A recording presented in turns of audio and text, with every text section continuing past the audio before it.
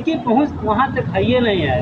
वो चंद्रशेखर आज़ाद को मिलवाने की कोशिश कर रहे हैं। चंद्रशेखर आज़ाद को दूर की बात छोड़िए महाराज, मनोहर भारती है, मनोहर भारती को मिलवाइए, मिलवा सकते हैं तो आप बहन जी से मिलना चाहते हैं? बिल्कुल मिलना चाहते हैं। बसपा वाले कहते हैं कि बहन जी से चंद्रशेखर मिलना नहीं चाहते हैं, यदि मिलना चाहे तो बसपा में दोबारा सवाल है। मैंने आपको एक अभी बाइट दिखाया, उसमें खुलेआम भाई कह रहे हैं कि बहन जी यदि अपने नेतृत्व में काम करने के लिए हमें मौका दे तो हम खुलेआम गठबंधन करके काम करेंगे। मैं भी कह रहा हूँ, यदि जो भी नेता है वो यदि कह रहे हैं कि बहन जी से मिलवाऊंगा तो मुझे मिलवाए ना, मैं उनके लिए यहाँ बलिया से एसी में टिकट कराऊंगा, ठीक है। मैं भले जनरल डिब्बे में चला जाऊंगा लेकिन उनको एसी में लेकर जाऊंगा, लेकिन मुझे मिलवाए तो। उनकी कोई हैसियत नहीं है भाई, वो सिर्फ बड़बोले जो है वही बड़बोलापन उन लोगों का है, बाकी कुछ नहीं है।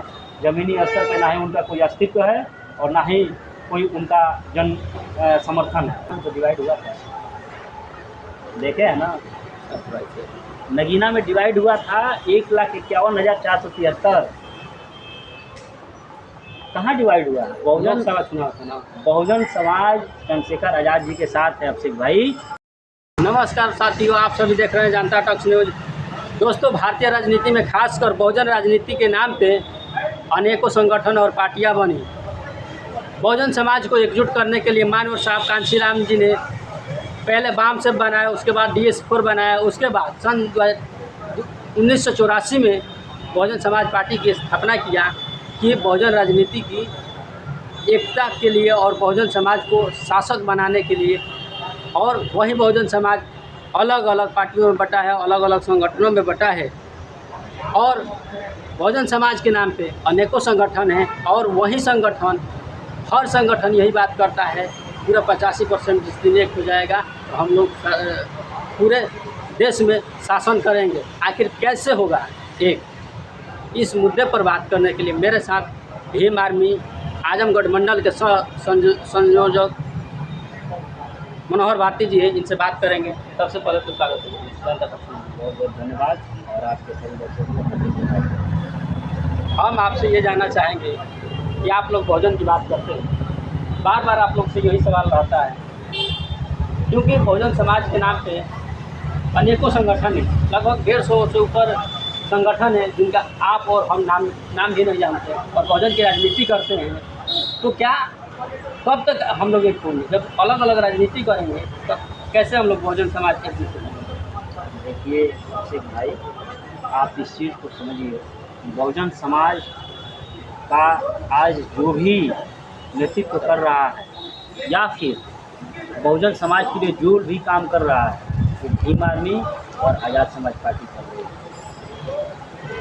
आप कह रहे हैं कि भीम आर्मी और आज़ाद समाज पार्टी काम कर रही है। आपके भीम आर्मी के संस्थापक चंद्रशेखर आज़ाद जी जो नगीना सांसद बने हैं, उनका कहना है कि हम कांशीराम के चेला हैं, कांशीराम मेरे गुरु जी, वो मानते हैं और इन्हीं की बनाई हुई पार्टी जो बहुजन समाज पार्टी है उनमें न जा कर के वो अपना अलग पार्टी बनाए। कैसे देखते हैं आप बताइए अभिषेक भाई? मैं कई बार आपसे ये बात कर चुका हूँ, इसीलिए बार बार सवाल रहता है आप लोगों से यही मेरा। बहुजन समाज जो है, जब मान्यवर साहब ने इकट्ठा करना शुरू किया तो बहुजन हिताय और बहुजन सुखाय का नारा दिया, एक विचार दिए, जिस विचार पे चल करके देश के जो सबसे बड़ा प्रदेश उत्तर प्रदेश है, उस प्रदेश की सबसे बड़ी मुख्यमंत्री बनी बहुजन समाज पार्टी से। वो किसकी देन थी? वो एक विचार का ही तो देन था। बहुजन हिताय बहुजन सुखाय, जब से सर्वजन हिताय सर्वजन सुखाय हुआ, आप बताइए बहुजन राजनीति है ही कहाँ? वो विचार है ही कहाँ? मान्यवर साहब के तो ये विचार नहीं थे कि बहुजन हिताय को, बहुजन सुखाय को ख़त्म करके सर्वजन हिताय सर्वजन सुखाय कर दिया जाए। उन्होंने तो एक आइडियोलॉजी दिया जो बहुजन हिताय बहुजन सुखाय था ना, लेकिन जब उन्होंने बहुजन हिताय बहुजन सुखाय को ख़त्म कर दिया, उसके बाद से एडवोकेट चंद्रशेखर आज़ाद जी को कहिए या फिर मुझे कहिए या फिर भीम आर्मी आज़ाद समाज पार्टी के एक एक कार्यकर्ता को कहिए, सभी लोग बहुजन मिशन को लेकर के आगे बढ़ रहे हैं और निरंतर बाबा साहब और मान्यवर साहब के विचारों को आगे बढ़ाते रहेंगे। यही कार्य ज़मीनी स्तर तक संगठन पार्टी कर रही आपके है। नेता ये कहते हैं, जो चंद्रशेखर आज़ाद जी नगीना से सांसद बने हैं, कि बहन जी के नेतृत्व में मुझे काम करने का मौका मिलेगा, तो ये सौभाग्य की बात होगी। ये तो अच्छी बात है ना। आप सोचिए कि आप कह रहे हैं कि वो बहन जी मिशन से भटक गई है, सर्वजन की नाम ले रही है, फिर भी आपके नेता तो कह रहे हैं कि उनके नेतृत्व नहीं, में ये अच्छी बात है ना। आप इस चीज़ को समझिए अभिषेक भाई कि मैंने मिशन की बात की है। जो बहुजन मिशन था वो उसको सर्वजन हिताय के कर दिए लोग। लेकिन जो चंद्रशेखर आज़ाद जिसको बात कर रहे हैं कि मैं बहन जी के नेतृत्व में भी काम कर सकता हूँ, तो काम करेंगे, लेकिन बहुजन हिताय बहुजन सुखाय मिशन मूवमेंट पे, क्योंकि आज़ाद समाज पार्टी और भीम आर्मी का मिशन ही है बहुजन हिताय बहुजन सुखाय। मिशन से कोई समझौता नहीं होगा, चाहे जो कोई भी हो। आपकी पार्टी, अभी उपचुनाव होने वाला है 10 सीटों पे, तो आपकी पार्टी अलग चुनाव लड़ेगी और बहुजन समाज पार्टी अलग चुनाव लड़ेगी। तो क्या आपको ये नहीं लगता है वोटों का डिवाइड होगा, अलग अलग चुनाव लड़ेंगे आप लोग, तो फिर दूसरे को फायदा होगा? नगीना में तो डिवाइड हुआ था, देखे है ना। सब वैसे नगीना में डिवाइड हुआ था 1,51,473। कहाँ डिवाइड हुआ? लोकसभा चुनाव था ना। बहुजन समाज चंद्रशेखर आज़ाद जी के साथ है अभिषेक भाई। और लोकसभा हो या फिर विधानसभा हो, आपको याद होगा मैंने राजस्थान में दूसरे नंबर की पार्टी आज़ाद समाज पार्टी रही है। 74,000 वोट मिले हैं, 74,000 वोट मिले हैं, 29,000 वोट मिले हैं। दूसरे नंबर की पार्टी देश की पार्टी रही है। और आप कह रहे हैं लोकसभा, विधानसभा भी देखिए, हमारे पास जिला पंचायत सदस्य हैं, नगर पंचायत अध्यक्ष हैं, हमारा लोकसभा सांसद है। अब आपको क्या चाहिए? बहुजन समाज में जितने भी बुद्धिजीवी हैं, ये चाहते हैं कि बहुजन समाज पार्टी और आज़ाद समाज पार्टी एडवोकेट चंद्रशेखर आज़ाद जी एक हो जाए। क्या कहेंगे इस पर? मैं आपको एक प्रूफ देता हूँ, 1 मिनट। आप ज़रा अपने कैमरेमैन से कहिए कि इस चीज़ को दिखाएं।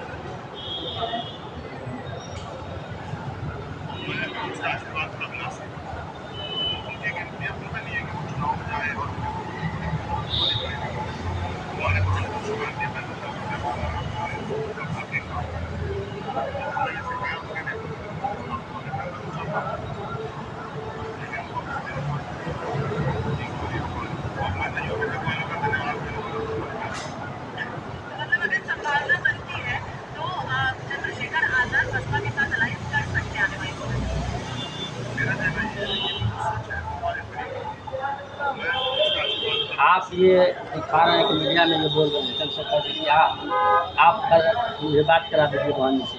भाजपा के नेता हमारे ही चैनल पे ये बोलते हैं कि चंद्रशेखर आज़ाद जी झूठ बोलने में नरेंद्र मोदी जी से कम नहीं। आप कैसे देखते हैं? वो ये लोग कहते हैं कि बहुजन समाज पार्टी में जाना ही नहीं चाहते हैं, बहन जी के नेतृत्व में काम करना ही नहीं चाहते। मैंने तो आपको स्टेटमेंट दिखाया। अब इससे बड़ी चीज़ क्या हो सकती है? आप सोचिए, हालांकि मैं आज आपके न्यूज़ चैनल का नाम लेना जरूरी है कि आज तक जो न्यूज़ चैनल है उससे भाई बता रहे हैं, बाइट दे रहे हैं कि आप खुलेआम करा दीजिए। यदि खुलेआम करा देते हैं तो मैं साथ में चलने के तैयार हूँ। भाजपा के बलिया के नेता ये बोले हैं मेरे कि बहन जी से जब चाहें तब मेरे साथ चल के मिल सकते हैं। क्या कहेंगे इस पर? की हैसियत नहीं है कि बहन जी का एक बार पसंद करो। किसकी बात करते हैं आप? किस नेता की बात करते हैं महाराज? सीधे मिले के संभवने नहीं थे, आ दूसरा के चल रहा मिला गए। हाँ, कभी उनसे मांगिएगा कि उनके कार्यालय के सामने या कोई उनके पास फ़ोटो या फिर उनसे मिले हैं तो कोई फ़ोटो तो थोड़ा सोशल मीडिया पे दे, हम लोग भी देखें। जिनकी पहुंच वहाँ तक है ये नहीं है, वो चंद्रशेखर आज़ाद को मिलवाने की कोशिश कर रहे हैं। चंद्रशेखर आज़ाद को दूर बात छोड़िए महाराज, मनोहर भारती है, मनोहर भारती को मिलवाइए।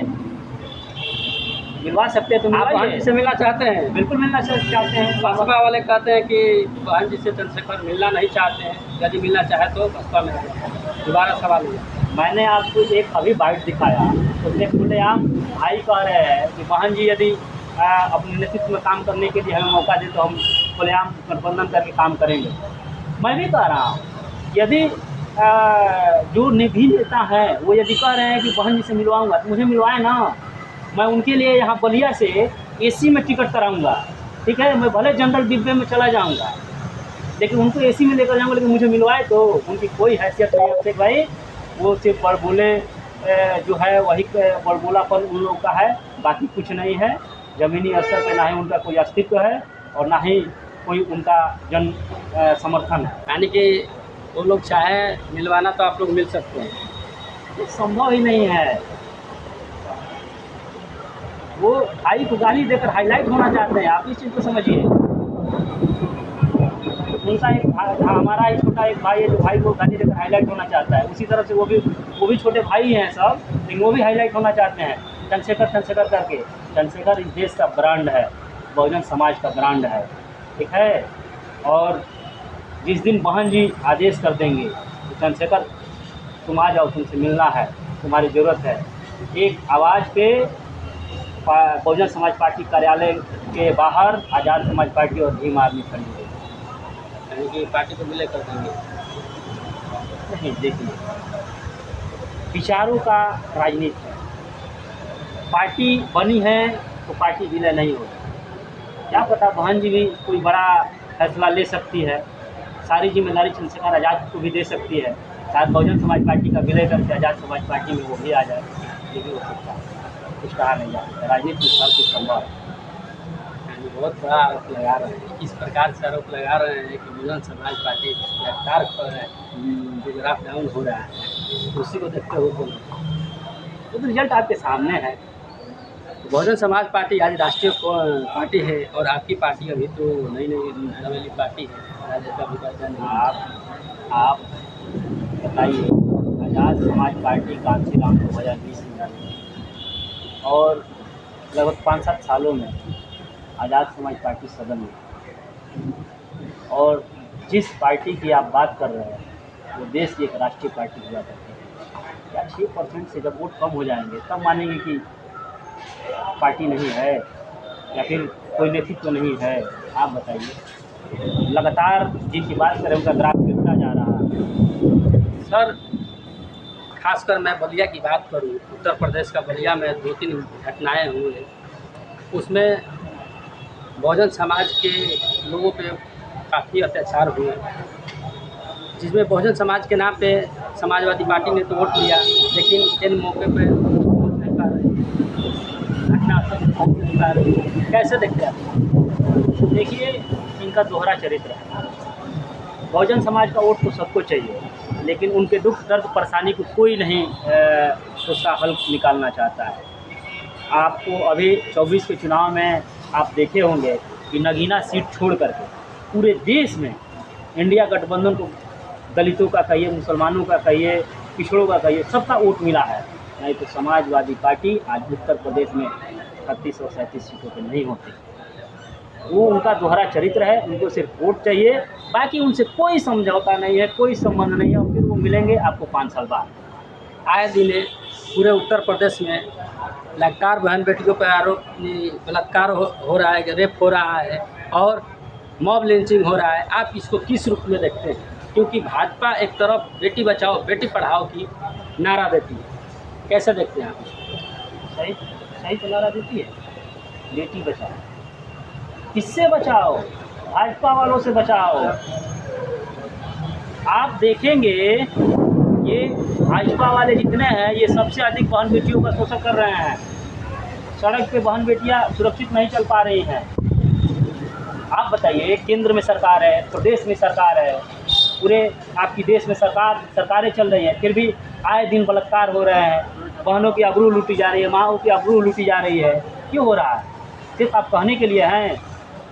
आपके पास तो कलम में ताकत है, आप क्यों नहीं सदन में नियम पास करते हैं?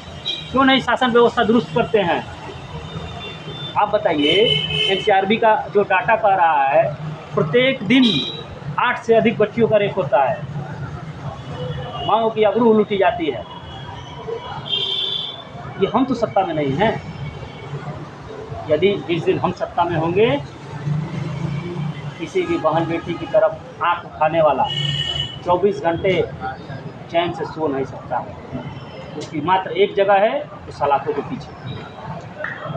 खास करके यदि बलिया की हुई बात करें तो 2-3 ऐसी घटनाएँ हुई जिसमें मान कर चलिए कि आप लोग के जाने के बाद मामला था नहीं, यदि प्रशासन कार्रवाई नहीं करती है तो क्या चंद्रशेखर आज़ाद जी यहाँ आएंगे? बड़े भाई एडवोकेट चंद्रशेखर आज़ाद जी के दिशा निर्देश पर मंडल की पूरी आजमगढ़ मंडल की पूरी कमेटी आज़ाद समाज पार्टी भीम आर्मी ने पीड़ित परिवार के घर जाकर पूछताछ की है, उनसे मिली है और हर संभव मदद करने के लिए उनको आश्वासन दिया है। न्याय तो हम लड़ के लेंगे, चाहे सड़क पे हो चाहे सदन में हो, न्याय मिलेगा उस परिवार को तो मिलेगा, दूसरा कोई विकल्प नहीं।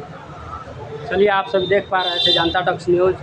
आप सभी यदि जनता टॉक्स न्यूज़ यूट्यूब चैनल पर देख रहे हैं तो यूट्यूब चैनल को लाइक से सब्सक्राइब करें। यदि आप सभी फेसबुक पेज पर देख रहे हैं तो फेसबुक पेज को फॉलो और लाइक करें। मिलते हैं अगले वीडियो में।